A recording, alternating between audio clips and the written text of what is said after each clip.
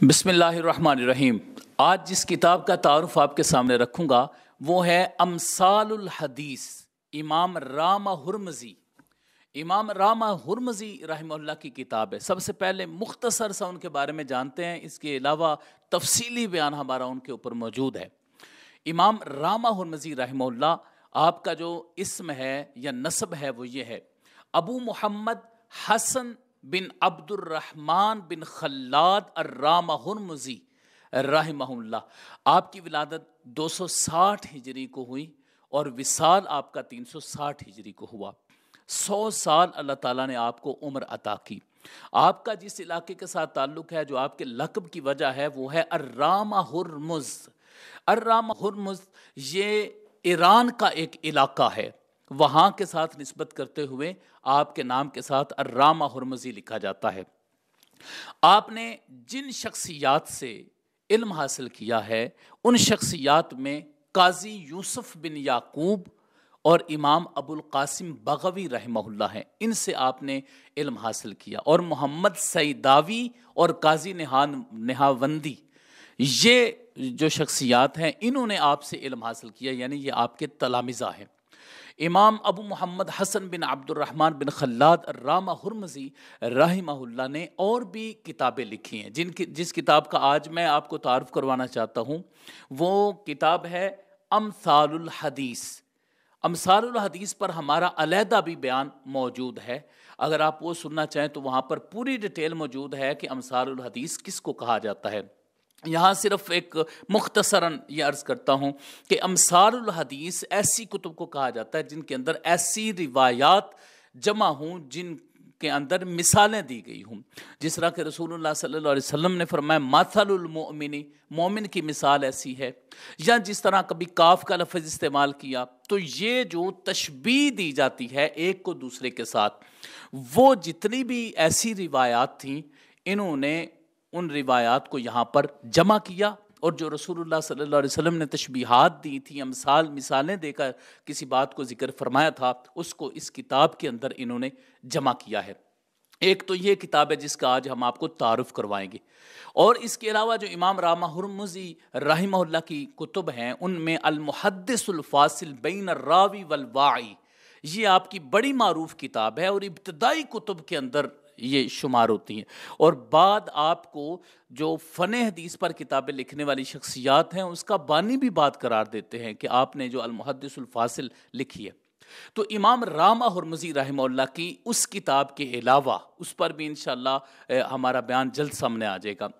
جو دوسری کتاب آپ نے لکھی وہ ہے النوادر، اور تیسری رسالۃ السفر، اور چوتھی یہ کتاب ہے امثال الحدیث، جس کا تعارف ابھی ہم آپ کو کروائیں گے۔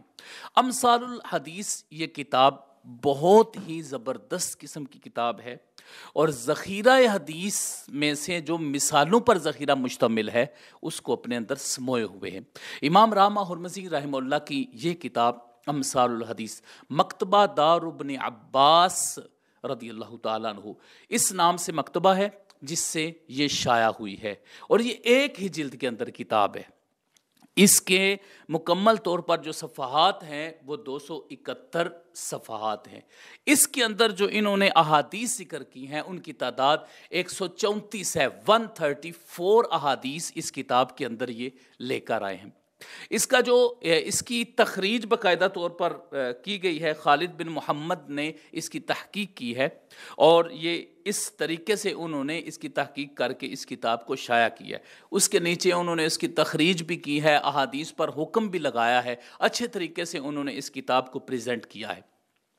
اب اس کتاب کے حوالے سے جو ان کا اسلوب ہے امام رامہ ہرمزی رحمہ اللہ کا، وہ میں عرض کرتا ہوں۔ سب سے پہلی تو بات یہ ہے کہ یہ جو بھی حدیث لے کر آتے ہیں اس میں اپنی سند کو ذکر کرتے ہیں، اپنی سند کے ساتھ اس حدیث کو ذکر کرتے ہیں۔ ظاہر ہے ان کا دور ہی وہ دور ہے جو کتب ستہ والا دور ہے، وہی دور ہے، 260 ہجری سے لے کر 360 ہجری تک ان کا دورانیہ ہے۔ تو اس کا مطلب ہے کہ اس وقت امام نسائی بھی موجود تھے، امام طحاوی رحمہ اللہ بھی موجود تھے، دیگر ائمہ بھی اس وقت موجود تھے جس وقت ان کا یہ دور تھا، عہد مبارک تھا۔ تو اس دور میں انہوں نے اپنی سند کے ساتھ یہ کتاب لکھی ہے امثال الحدیث، یہ ایک اچھی کاوش ہے ان کی۔ جو انہوں نے آگے اسلوب اپنایا، سند کے ساتھ وہ روایت لے کر آئے. جتنی بھی روایات انہوں نے ذکر کی ہیں اس کے اندر 134 روایات اپنی سند کے ساتھ لے کر آئے. پھر اس کے بعد یہ ہے کہ انہوں نے جو بھی حدیث ذکر کی ہے اس کو، اس پوری کتاب کو کس طریقے سے مرتب کیا گیا ہے. اس کتاب کو اس انداز سے مرتب کیا گیا کہ اس کے مختلف اجزاء بنائے گئے ہیں. الجزء الاول، الجزء الثانی، الجزء الثالث، یہ اجزاء اس کے جو ہیں وہ ذکر کیے گئے یہاں پر. یہاں تقریباً اس کے الجزء السابع تک جو ہے وہ اس کو ذکر کیا گیا ہے. پھر اس جز کے ذیل میں ابواب لے کر آئے، اس جز کے ذیل میں ابواب کو ذکر کیا ہے. پھر اس کے بعد جہاں کہیں پر ایسا بھی ہوا ہے کہ جہاں پر باب کو ذکر کیا یا جز کو ذکر کیا تو پھر اس میں یہ لفظ استعمال کیا، فی نعت النار، فی نعت الجنہ، فی نعت الدنیا، فی نعت النساء. یہ بھی اس کے جو عنوان تھے وہ قائم کیے گئے، یہ جو انہوں نے اس کے اندر احادیث کو ذکر کیا ہے. اس کے علاوہ اس کے اندر امام رامہ ہرمزی رحمہ اللہ کی باقاعدہ اپنی بھی تشریحات موجود ہیں. ایسا ہوتا ہے کہ اپنی کتاب وہ حدیث کو لے کر آتے ہیں، اس کے اندر جو مشکل لفظ ہوتا ہے اس مشکل لفظ کی وضاحت بھی فرماتے ہیں. قال ابو محمد کے نام سے جو ہے وہ آغاز ہوتا ہے اس کلام کا، اور آگے وہ جو مشکل الفاظ ہیں ان کی وضاحت بھی آتی ہے. اور کہیں کہیں پر یہ راوی کے متعلق بھی گفتگو فرماتے ہیں.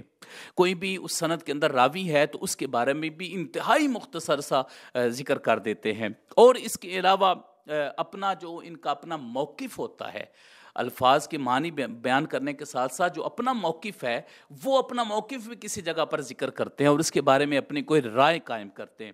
اور کہیں کہیں اشعار بھی لے کر آتے ہیں. کبھی تو ان روایات کے اندر اشعار موجود ہوتے ہیں اور کبھی خود ہی وہ اشعار جو ہیں وہ اس کے اندر لے کر آتے ہیں. اچھا، ایک انتہائی اہم بات یہ ہے، اور دیگر بھی محدثین کرام کا تقریباً یہ طریقہ رہا ہے کہ جب بھی وہ امثال الحدیث پر کوئی کتاب لے کر آتے تو شروع میں ایک روایت ذکر کرتے ہیں حضرت عبداللہ بن عمر بن عاص رضی اللہ تعالیٰ عنہ کی، جو انہوں نے خود یہ فرمایا تھا حفظت الرسول اللہ صلی اللہ علیہ وسلم الف مثل. وہ فرماتے ہیں کہ میں نے رسول اللہ صلی اللہ علیہ وسلم سے 1000 مثالیں حفظ کی ہیں. اس کا مطلب ہے کہ حضرت عبداللہ بن عمر بن عاص رضی اللہ تعالیٰ عنہ کو رسول اللہ صلی اللہ علیہ وسلم کی 1000 مثالیں زبانی یاد تھیں. انہوں نے تحریر کتنی کی تھی اس کے بارے میں علم نہیں ہے، اور باقی صحابہ کرام سے کتنی مثالیں مروی ہیں اس کا بھی علم. تو اس کا مطلب ہے کہ حضور علیہ الصلوۃ والسلام کثرت کے ساتھ اپنے کلام کے اندر مثالیں بھی بیان فرمایا کرتے تھے تاکہ کلام صحیح طریقے سے سمجھا جا سکے. ویسے تو جو بھی موضوع اٹھا لیں پیارے آقا علیہ الصلوۃ والسلام کی کلام کے اندر وہ حسن موجود ہے. تو یہ بھی ایک الگ سا حسن ہے کہ مثالیں دے کر کسی چیز کو سمجھانا. تو اس طریقے سے یہ کتاب امثال الحدیث ہے. میں تمام طلاب الحدیث سے یہ کہوں گا کہ آپ اس کتاب کو خریدیں. امام رامہ ہرمزی کتاب باقاعدہ شائع ہوئی ہے، آپ اس کتاب کو خریدیں، خرید کر اس کا مطالعہ فرمائیں. اور دوسرا یہ ہے کہ یہ جو کتاب ہے اس کے اندر ایسی روایات موجود ہیں کہ انسان ان کو حفظ بھی کر سکتا ہے یا اتنے جملے حفظ کر سکتا ہے جو رسول اللہ صلی اللہ علیہ وسلم نے مثالیں دی ہیں اس پر جو مشتمل ہے. لہٰذا جو بھی طالب حدیث ہے اس کو چاہیے کہ وہ یہ امثال الحدیث کے اوپر جو کتابیں موجود ہیں ان کو اپنے پاس رکھیں تاکہ زیادہ سے زیادہ کلام کے اندر گفتگو کرتے وقت یا حدیث سناتے وقت جو مثال پر مشتمل ذخیرہ حدیث ہے وہ ان کو یاد ہو.